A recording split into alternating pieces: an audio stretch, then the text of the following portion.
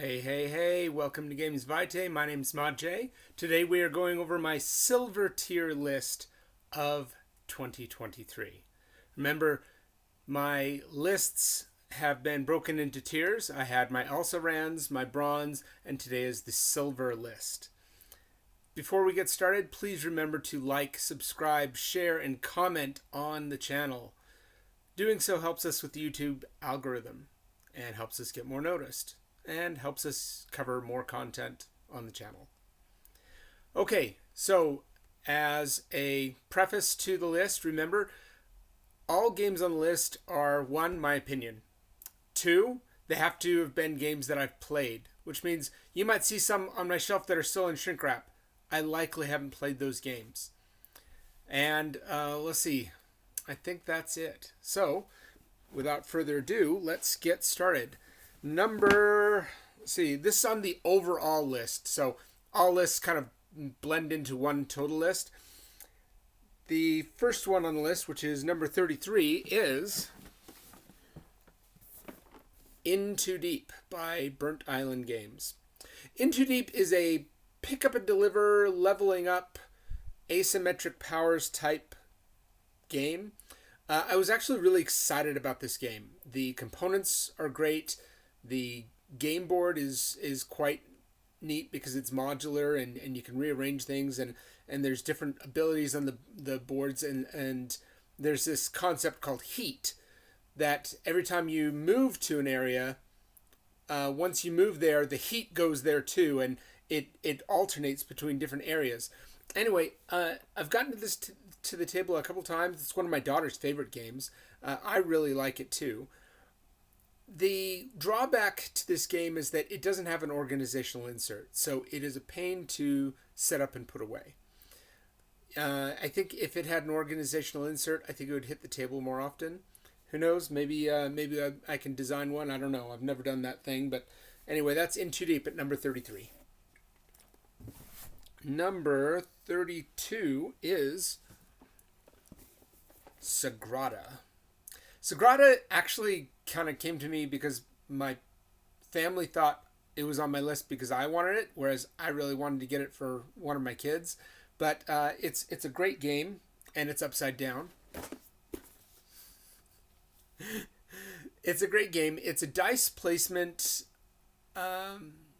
mitigation type game where you have this window pattern that you have to fulfill, and there are certain stipulations as to numbers not being able to be right next to each other and colors not being able to be right next to each other. And you also have these tools that you can use to cheat the rules, such that you can break those rules, or you can move a die, or things like that. And there are expansions to this and things like that, but the game itself is a fairly accessible game. I think the rulebook in some places is a little bit vague, but I think that overall this game's a good game, and if you like dice games and dice placement games, this would be a good one to try. So that's Sagrada at number 32.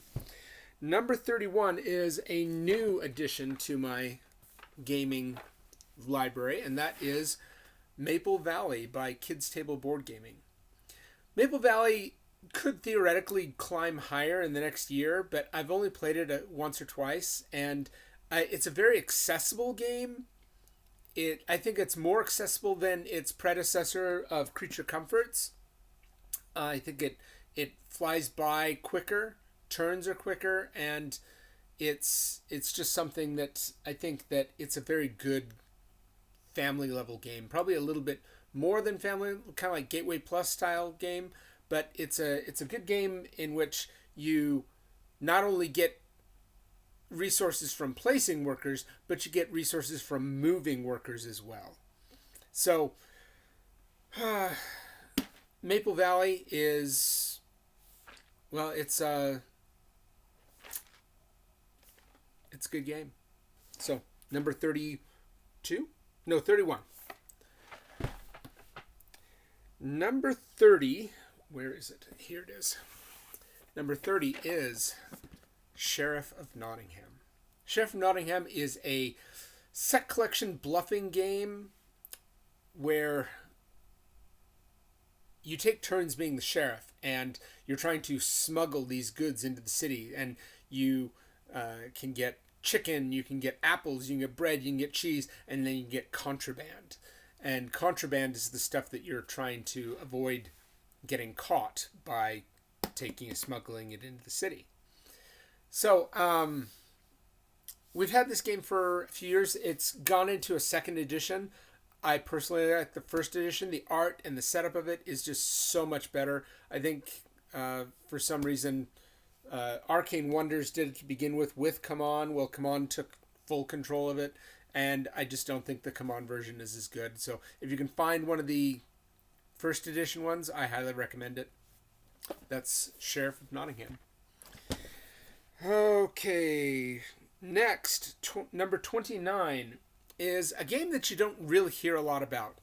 It's a nice, very simple social deduction game, set collection, line of sight type game, and that is Suspicion.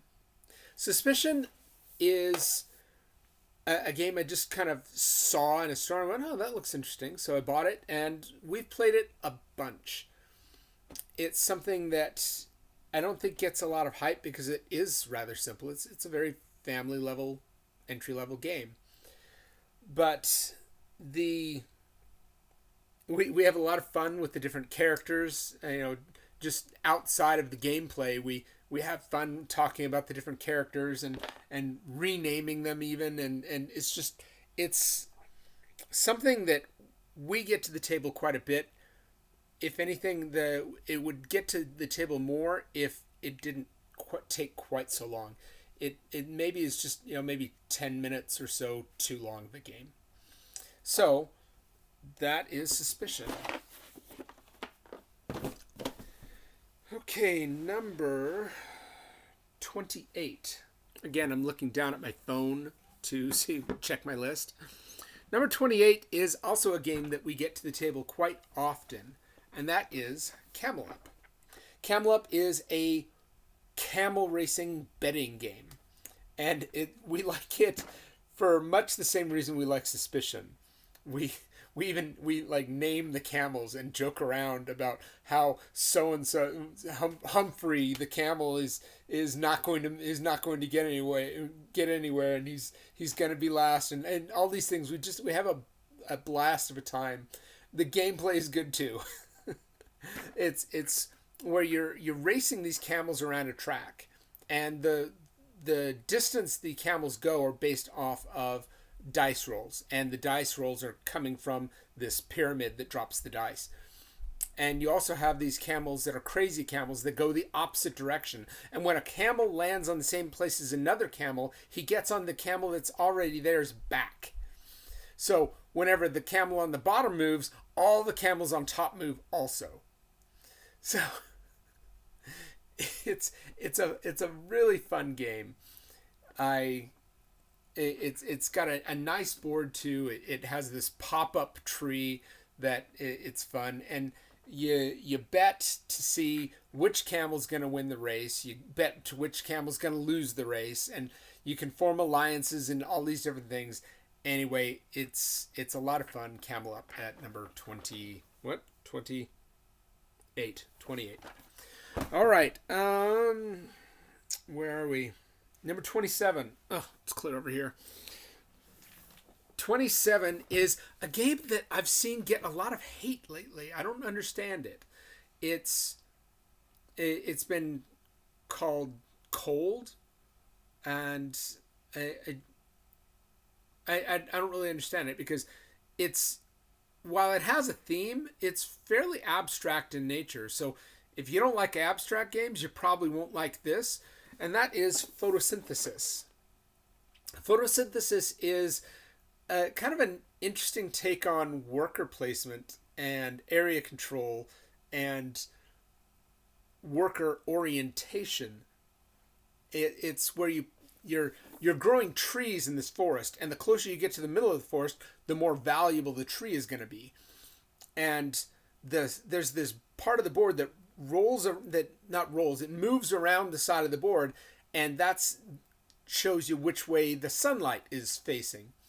and you have trees that can shadow other trees behind it and things like that.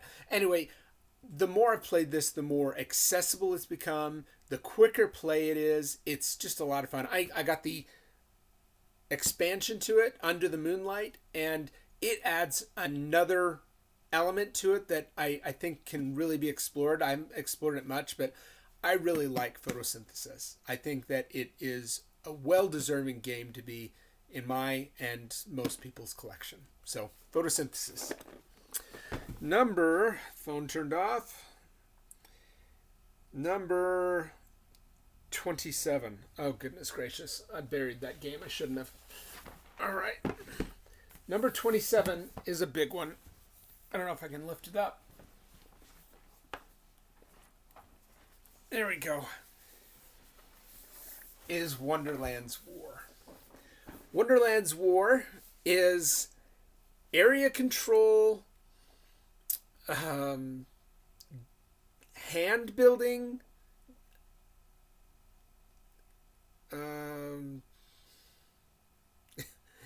it's been a while since I played it, but when I play it, it's a lot of fun. There's different tracks that you can clear off and get more abilities. It's bag building, of course, and it's a really fun game. The art is incredible. The components are incredible. The gameplay, in the times we've played it, maybe it stays a little bit long on the table. And another thing about it, this is a table hog. It really takes up a lot of space. So with Wonderland's War, you are playing different factions. You can play Alice, the Mad Hatter, the Cheshire Cat, the Jabberwock, the Queen of Hearts. And they all have their different abilities. And all the while, you're trying to take control of Wonderland and gain Wonderlandians to your army and build your bag such that you can pull out the right chips and keep building and things like that. Anyway, it's got a lot of stuff going on, but it's not really that complicated. So that's why I like Wonderland's War. Oh, that is a beast. Okay, where are we? We were at number 26. Number 25 is a game that suffers a little bit from the same problem that In Too Deep suffers from. And that is Tinner's Trail. Tinner's Trail is a Martin Wallace game that you are placing workers to mine copper and tin, and the amount of copper and tin on a tile is hidden. So when it's your turn, you might be able to look at it, and you might be able to start the bidding, because you bid on these tiles, see who gets it. And it's a little bit of brinkmanship, trying to talk it up or to bid on it, because whoever bids, you get that money. I've only played it once or twice, and I've had it for quite a while. The lack of an organizational insert really makes this problematic, because it's a little bit of a beast to set up and put away. Also, when I got this game, the promo tiles to this were printed wrong, so that you could tell that it was a promo tile just by looking at the back of it, because they're all face down when you lay them down. So they replaced them. Well, in the midst of all of that, nobody noticed that those tiles are printed slightly lighter in color than the rest. So you can still tell that they're promo tiles. So I've come up with an idea to try and mitigate that and do that such that rather than the tiles sitting on the board, I pull them out of a bag. And that way you can't tell right away. So anyway, Tinner's Trail, it's a great game. I really like it. Their action selection mechanism is really great, and there's an expansion to it that even utilizes that action selection even more. So Tinner's Trail is a really great game. Highly recommend it. Number 20, what? 25. Yeah, that was number 25. Okay. Number 24 is also a beast. And I don't know why I keep burying these. Number 24 is Scythe. Scythe or Scythe. I don't know. Scythe is area control, track building, hand management, unit leveling up type game. I don't think it's really that intimidating of a game to play. It just hasn't really gotten to our table very much, probably because of the theme and because it is kind of involved. So when it's involved, it takes a lot of time. And anyway, that's how my family thinks, and we just don't get it to the table that much.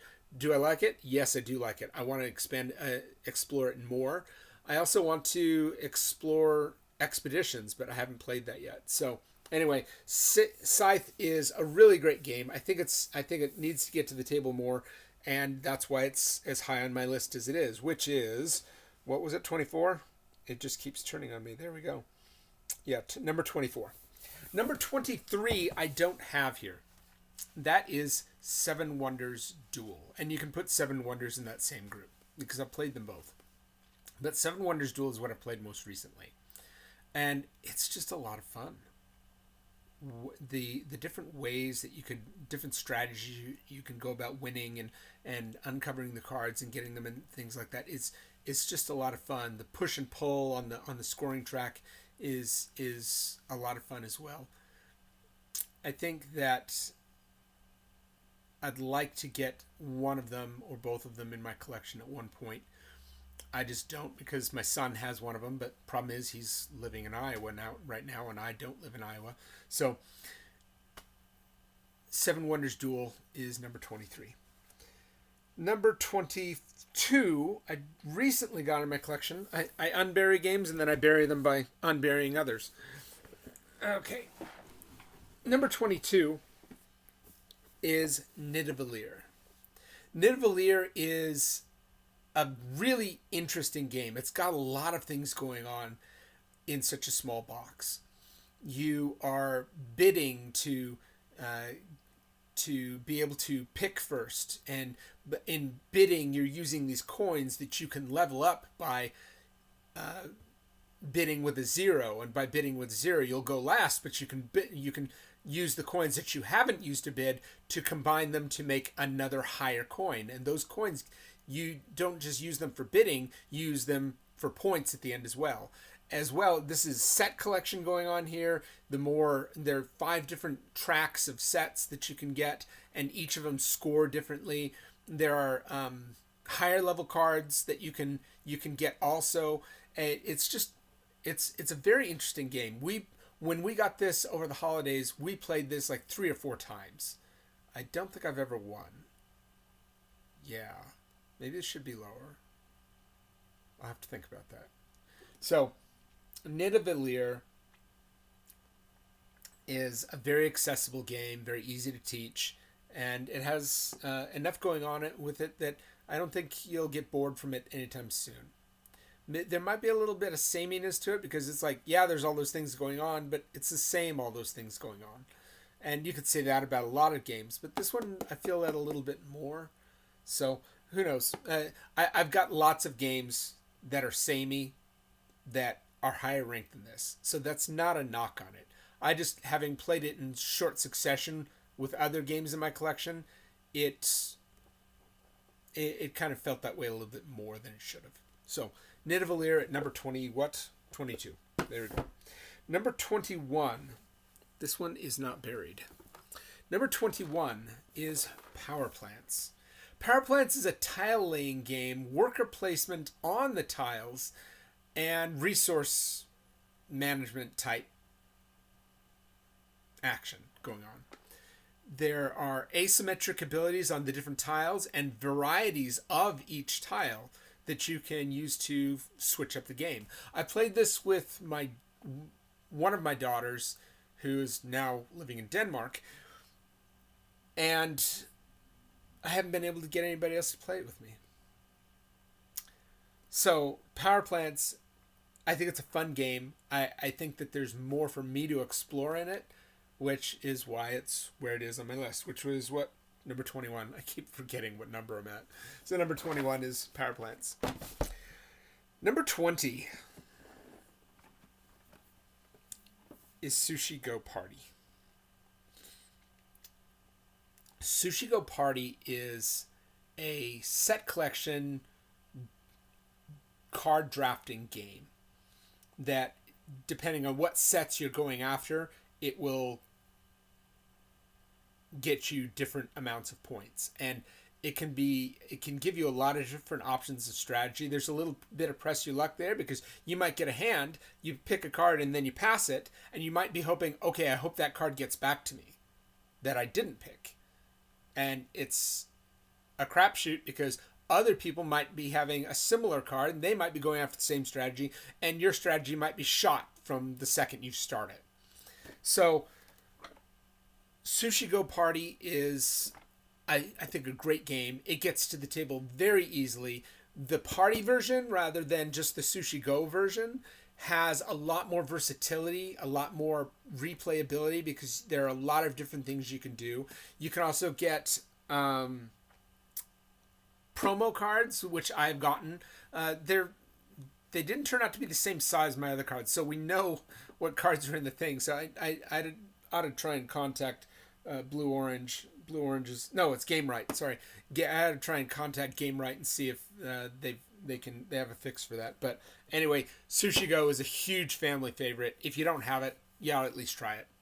That's number 20. Number 19, I also don't have here, and that is the Quacks of Quedlinberg. Quacks of Quedlinberg, also my son's game. I have played base game, I have played Herb Witches, and I have played the Alchemists. I like it best with all of them in it, all the way up through the Alchemists. I think that the Alchemist adds a lot of gameplay and options that you can do to accomplish your goals. It's bag building, it's leveling up, it's a lot of fun, and I'm no good at it. So Quacks of Quedlinberg is something, if you ask my family, they would tell you hilarious stories about when I pushed my luck, and I will deny all of them. So that is Quacks of Quedlinberg at number 19. Number 18, this thing is a behemoth, is Tidal Blades Heroes of the Reef. Tidal Blades Heroes of the Reef Part 1 it's a lot of fun. It's boss battling. It's set collection. It's kind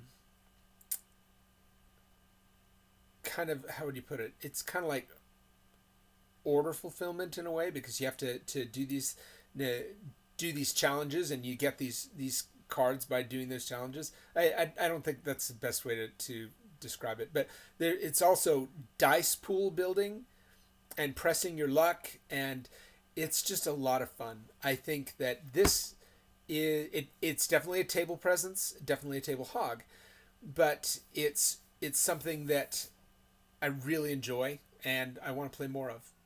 I did not go in for Tidal Blades 2. It's a cooperative type game that I just didn't have the money to get it. So anyway, Tidal Blades 1, Heroes of the Reef. That was what? Number 19, 18? 18. There you go. Okay. Oh, number 17, I don't have here. I had it at one point, but since then I had to return it almost immediately, because the board was warped and they didn't have a replacement. So I just returned it. And that is Santorini. Santorini is an elementary game with a lot of deep strategy. It's where you build these, you move workers, and the workers can build or move up onto, gosh, it's been a while since I played it. But anyway, you can move the workers on buildings and continue to build and all these different things. The first player that gets their worker to the third floor of a building wins.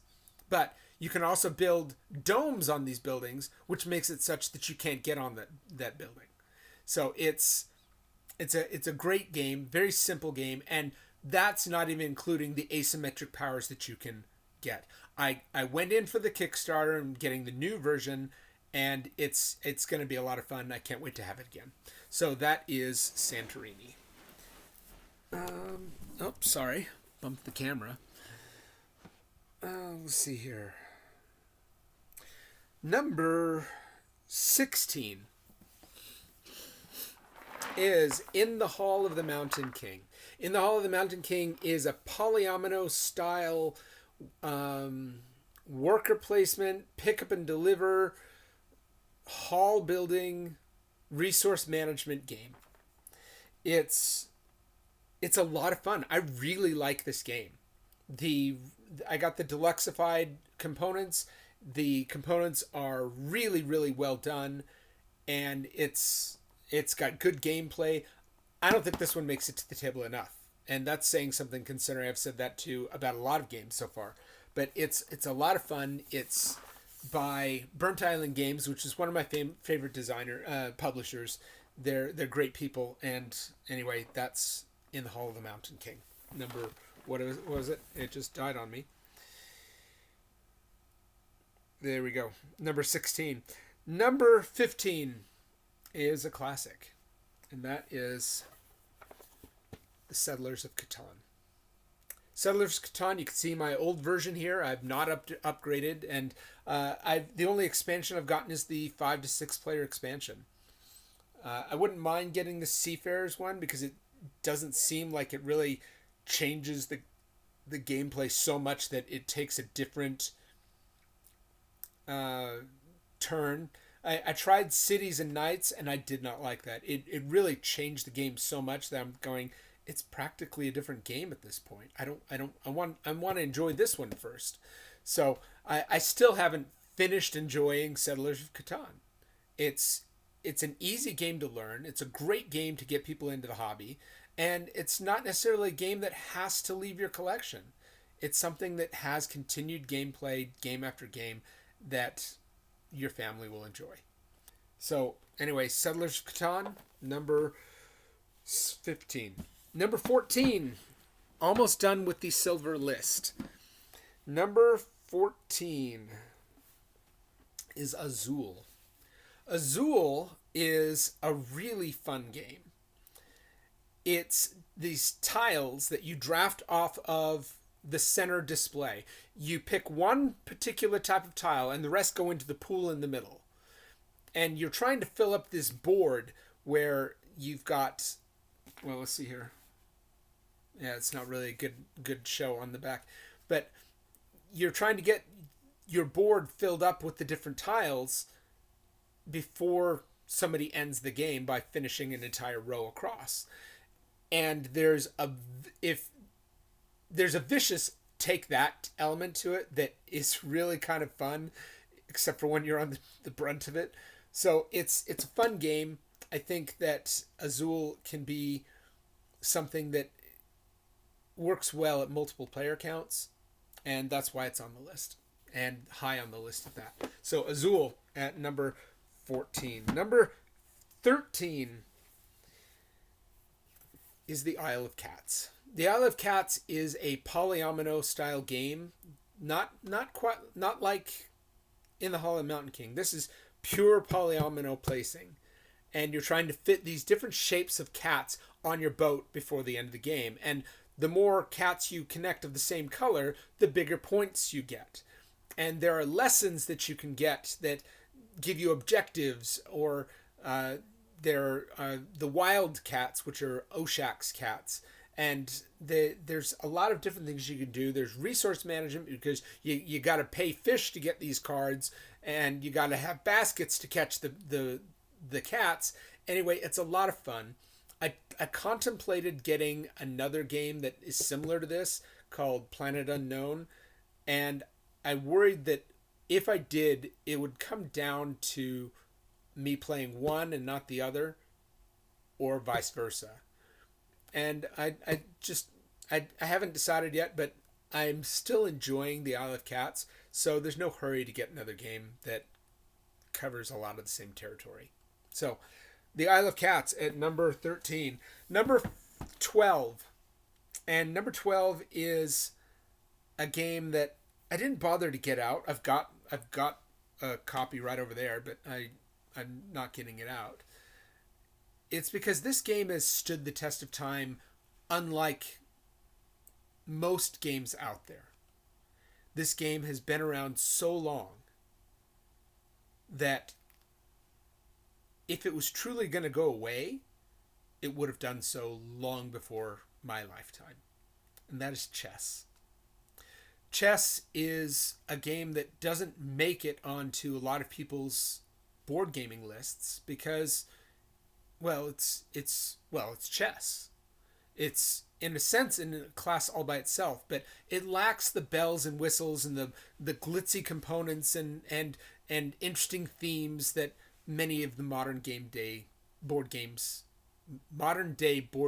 have.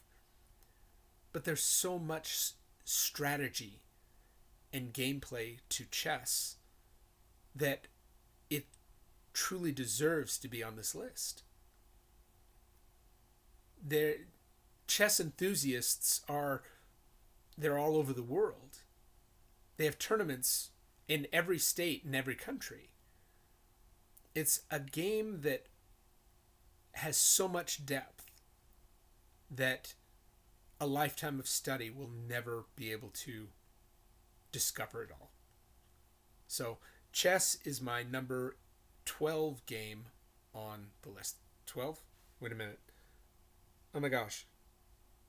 I totally misnumbered this. So all these, I have it on a spreadsheet, and the top